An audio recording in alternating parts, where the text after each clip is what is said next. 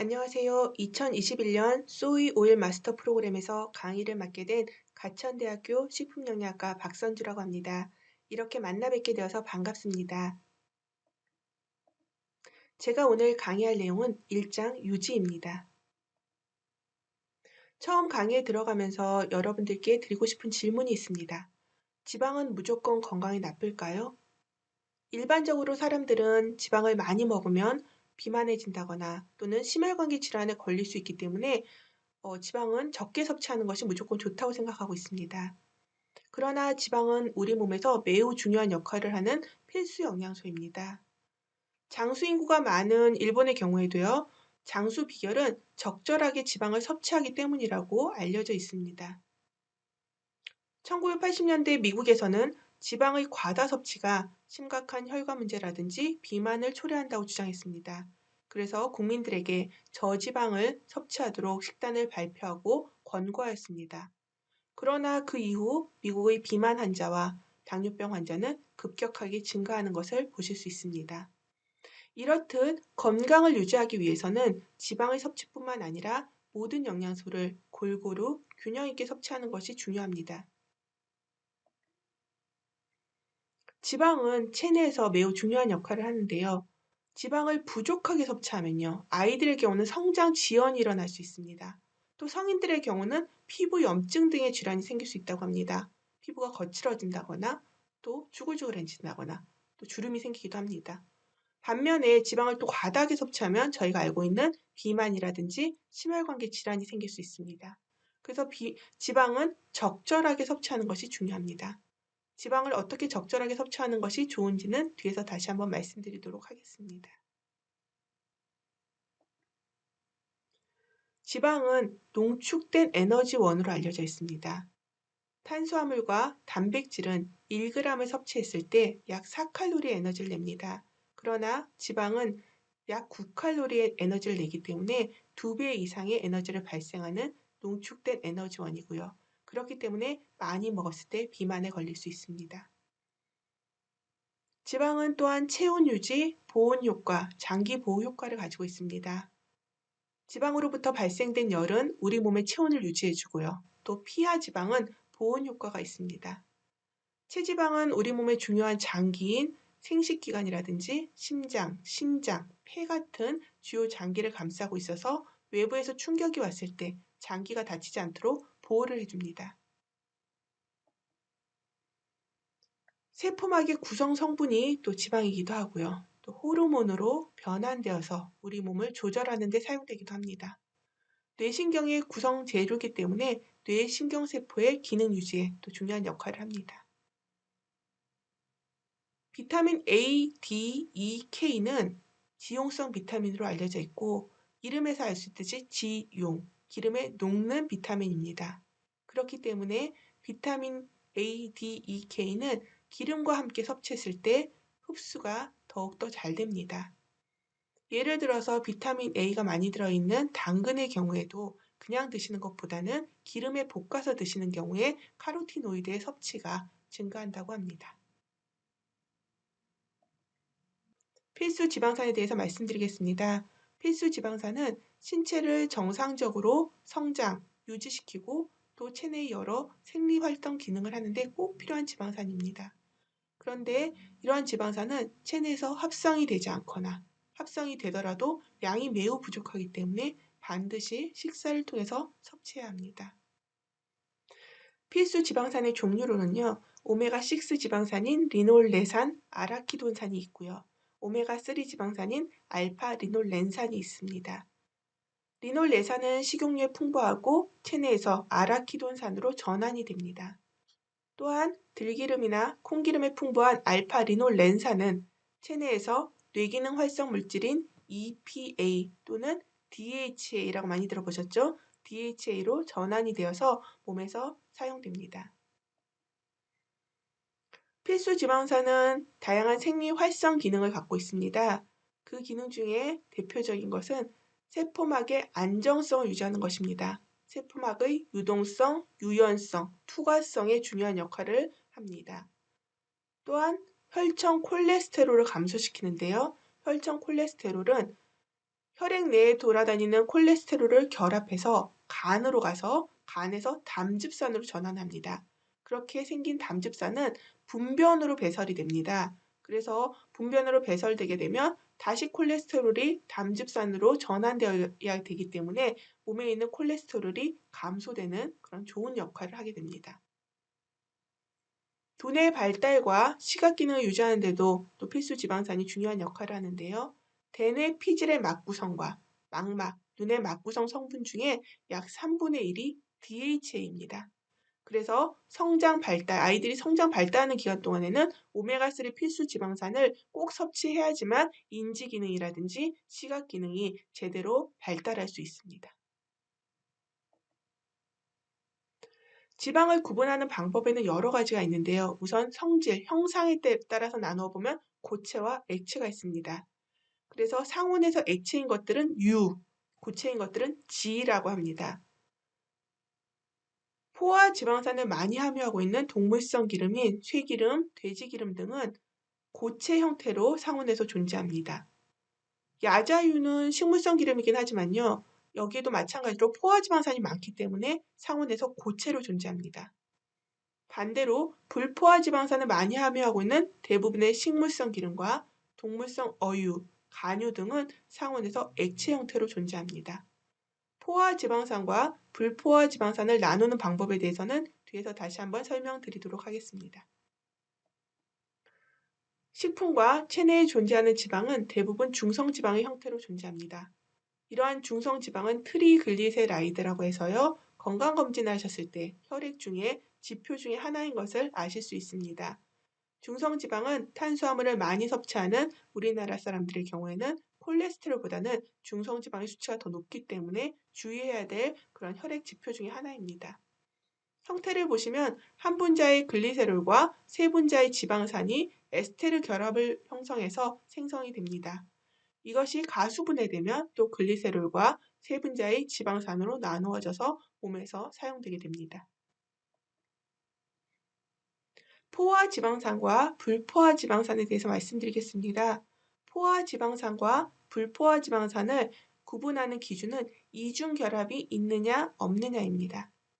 이중결합이 없는 지방산을 포화지방산, 이중결합이 있는 지방산을 불포화지방산이라고 합니다. 불포화지방산에서도요, 한 개가 있는 지방산은 단일 불포화지방산, 이중결합이 2개 이상 있는 지방산은 다가 불포화지방산이라고 합니다. 구조를 잠시 말씀드리겠습니다. 탄소는 팔이 4개가 있습니다. 그래서 이렇게 4개의 팔에 모두 어딘가 연결이 되어 있으면 여기는 다 단일결합, 이중결합이 아닌 단일결합이기 때문에요. 이중결합이 하나도 없어서 이런 경우는 포화지방산이라고 합니다. 하지만 이렇게 팔이 비어 있어서 여기 이 탄소와 이 탄소가 서로 손을 마주 잡은 경우는 이 주황색 부분을 이중결합이라고 합니다. 그래서 이렇게 이중결합이 하나라도 있는 지방산은 불포화 지방산이라고 합니다. 오메가3 지방산이라고 많이들 들어보셨을 겁니다. 오메가3 지방산이 건강에 좋다. 그래서 건강보조식품으로 많이들 섭취하고 계실 텐데요. 이 오메가3 지방산을 구분하는, 명명하는 기준은요. 아까 말씀드린 이렇게 지방산에서 맨 왼쪽에 메틸기라는 것이 있습니다. C와 H3가 3개 있는, H가 3개 있는 메틸기에서부터 몇 번째 탄소에 처음으로 이중결합이 나타났는지에 따라서 오메가3 지방산 또는 오메가6 지방산이라고 명명하게 됩니다. 이 경우는 메틸기에 있는 C를 탄소를 1번이라고 하고요. 그 다음 탄소를 2번, 그 다음 탄소를 3번이라고 했을 때 이 3번, 세 번째 탄소에 처음으로 이중결합이 나타났기 때문에 오메가3 지방산이라고 하고요. 만일 여기에 이중결합이 없고 이 6번째 탄소에 처음으로 이중결합이 나타나면 오메가6 지방산이라고 합니다. 다시 한번 말씀드리자면 불포화 지방산의 이중결합 위치가 메틸기인 탄소를 기준으로 몇 번째 탄소에서 처음 시작되는지에 따라서 오메가3 지방산, 오메가6 지방산이라고 구분하게 됩니다. 이 표는 지금까지 말씀드린 포화지방산과 불포화지방산 그리고 거기에 함유되어 있는 식품들에 대해서 정리된 표입니다. 매우 중요하니 꼭 기억하시기 바랍니다. 포화 지방산은요, 이중 결합이 없는 지방산입니다. 단일 불포화 지방산은 이중 결합이 한 개 있는 지방산이고요. 포화 지방산은 주로 야자유, 버터, 라드 등에 많이 들어있고요. 단일 불포화 지방산은 올레산이라는 지방산이 많이 들어있는 올리브유에 들어있습니다. 닭과 불포화 지방산은 이중 결합이 2개 이상 있는 지방산입니다. 오메가3 지방산과 오메가6 지방산이 있습니다. 먼저 오메가6 지방산을 보시면 아라키돈산과 리놀레산이 있고요. 리놀레산은 콩기름, 옥수수유, 참기름 등에 많이 들어있습니다. 오메가3 지방산인 알파 리놀렌산은요, 들기름, 아마씨유, 호두 등에 많이 들어있고, 등푸른 생선인 고등어, 연어, 정어리, 참치 등에는 DHA와 EPA 등이 많이 들어있습니다. 트랜스 지방산이라고 많이 들어보셨을 겁니다. 트랜스 지방산은 불포화 지방산을 구조로 분류한 겁니다. 그래서 시스형과 트랜스형이 있는데요. 일반적으로 자연계에 존재하는 불포화 지방산은 시스형으로 존재합니다. 그렇지만 인위적으로 수소를 첨가하는 과정에서 시스형에서 트랜스형으로 구조가 변화되게 됩니다. 여기를 보시면 시스형은 수소가 같은 방향으로 있습니다. 하지만 트랜스형은 이렇게 반대 방향으로 있고요. 저희는 이거를 이해하기 쉽도록 의자 모양이라고 합니다. 그래서 의자가 차곡차곡 쌓이듯이 트랜스 지방산이 혈관에 차곡차곡 쌓이면서 각종 심혈관계 질환의 위험도가 높아진다고 알려져 있습니다. 저희가 섭취하는 음식 중에 트랜스 지방산이 많은 식품은 대표적으로 마가린과 쇼트닝이 있습니다. 이 그림은 식용 유지의 지방산 조성에 대한 내용입니다. 노란색, 가장 연한 노란색이 포화 지방산이고요. 주황색이 단일 불포화 지방산, 연한 연두색이 닭가 불포화 지방산, 초록색이 오메가3 지방산입니다. 한 개의 유지에 한 가지 지방산만 있는 것이 아니라 각각의 지방산이 각각 다른 분포로 구성되어 있는 것을 아실 수 있습니다. 버터의 경우는 포화 지방산이 가장 많이 들어있고요. 여기 보시면 올리브 기름이나 카놀라유의 경우에는 단일 불포화 지방산의 비율이 높습니다. 대구 간유라든지 들깨 기름의 경우에는 오메가3 지방산, 이 진한 초록색 부분에 비율이 높은 것을 보실 수 있습니다. 그렇기 때문에 저희가 오메가3 지방산을 많이 섭취하고 싶을 경우에는 대구 간유라든지 들깨 기름을 섭취하시는 것이 좋습니다. 이제 다음으로는 지방을 그럼 얼마나 섭취하는 것이 좋을까요? 적정 섭취량에 대해서 한번 알아보도록 하겠습니다. 보건복지부와 한국영양학회에서는 2020년 한국인 영양소 섭취 기준에서 19세 이상 성인의 경우 총 섭취하는 에너지의 약 15에서 30% 정도를 지방으로 섭취하는 것을 권장하고 있습니다. 그러나 몸에 좋지 않은 포화 지방산이라든지 트랜스 지방산의 경우는 에너지 대비 약 7% 미만, 또 트랜스 지방산은 1% 미만을 섭취하는 것을 권하고 있고, 콜레스테롤의 경우는 300mg 미만으로 섭취하도록 권장하고 있습니다. 한국인의 지방 섭취 현황입니다. 국민건강영양조사라는 것은 질병관리청에서 우리나라 전 국민을 대상으로 매년 약 1만 명 정도를 표본 추출해서 우리나라 국민의 건강과 영양 상태를 조사하는 그런 국가조사 사업입니다. 2018년도 국민건강영양조사 자료에 의하면요, 한국인은 1인 한 사람이 하루 평균 1988칼로리를 섭취하고 있었습니다.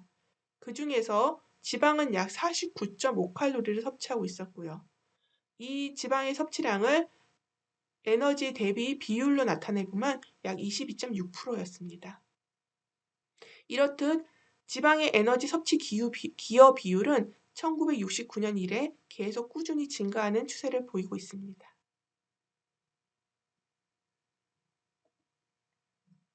그럼 연령대별로 지방을 얼마나 섭취하는 것이 좋은지에 대한 내용을 한번 살펴보도록 하겠습니다.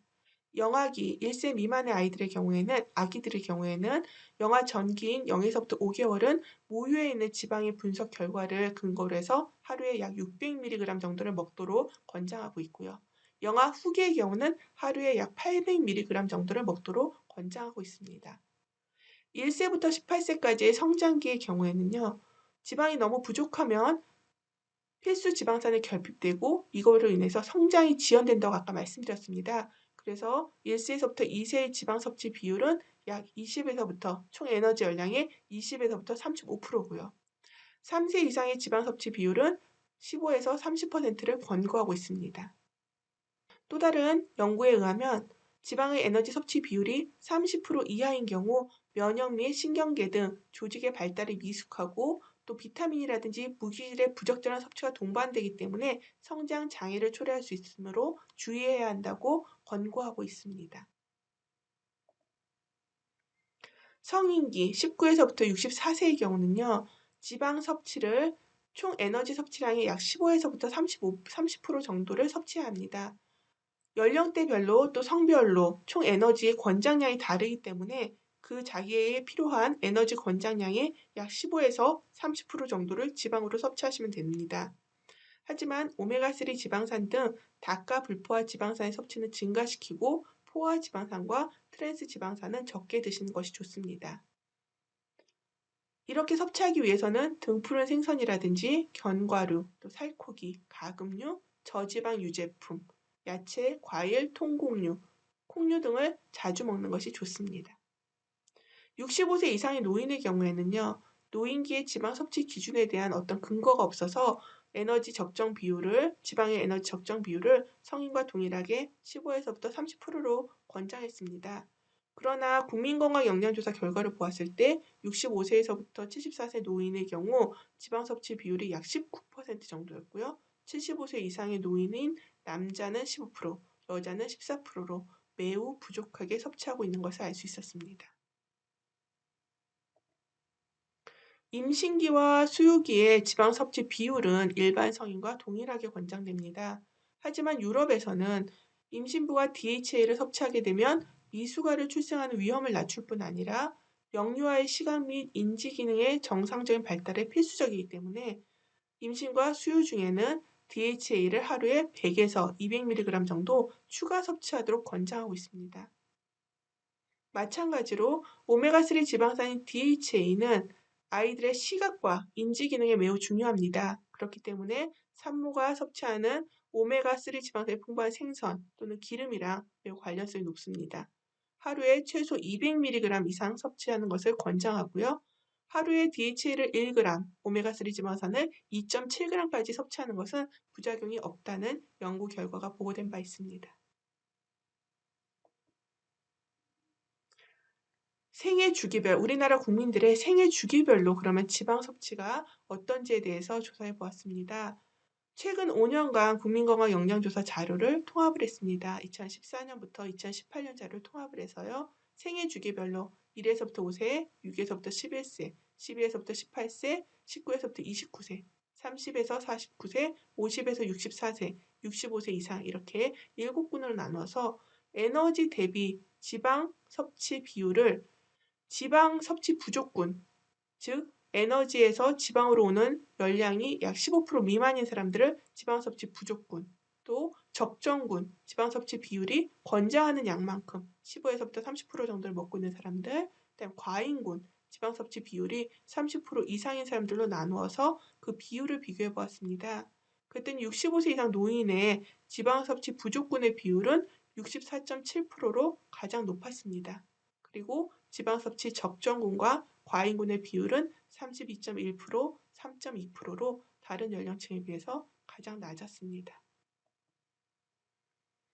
지방 섭취 기여식품입니다. 지방 섭취 기여식품이라는 것은 우리가 섭취하는 지방이 어떤 식품 또는 어떤 음식에서 가장 많이 오는지를 본 것인데요. 마찬가지로 최근 5년간 국민건강영양조사 자료를 이용해서 분석해 보았습니다. 우리나라 전체 국민의 지방 섭취 기여식품 순위를 살펴보니까 1위는 돼지고기였습니다.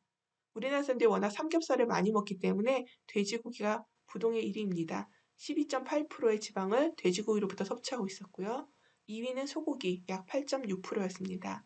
3위는 콩기름 7.7%, 4위는 달걀 5.6%, 5위는 우유 4.8%의 순이었습니다. 연령대별로 지방 섭취 기여식품은 조금씩 달랐습니다. 1호세의 경우에는 워낙 우유를 많이 먹는 연령층이기 때문에 1위가 우유였고요. 6에서부터 11세는 1위 돼지고기, 2위 우유, 12세부터 29세는 1위 돼지고기, 2위 콩기름, 30에서부터 64세는 1위 돼지고기, 2위 쇠고기, 3위 콩기름, 65세 이상은 쇠고기, 돼지고기, 달걀, 콩기름의 순이었습니다. 지방 섭취 기여식품 중에서요. 전체 국민의 부족군과 적정군, 지방 섭취를 15% 미만으로 섭취하는 부족군과 지방 섭취를 적정하게 섭취하고 있는 적정군의 지방 기여식품의 1위는 돼지고기였습니다. 초과군의 그리고 2위는 콩기름이었고요. 초과군의 경우는 돼지고기가 1위, 쇠고기가 2위였습니다. 하지만 같은 돼지고기가 1위라 하더라도 부족군의 경우는 기여 비율이 6.9%였던 반면에 초과군의 경우는 20.6%로 약 3배 이상 차이가 났고요. 65세 이상 노인의 경우에도 부족군과 적정군, 초과군의 1위 지방 기여식품 1위인 것은 다 쇠고기였지만 마찬가지로 기여 비율이 부족군은 5.9%, 또 초과군은 15.6%로 약 3배 이상 차이가 났습니다. 콩기름의 경우는 부족군은 5위, 또 적정군과 초과군은 4위였고요. 기여 비율은 5.1%부터 6.5%로 그다지 차이가 크지 않았습니다. 네, 여기까지가 1장 유지에 대한 내용이었습니다.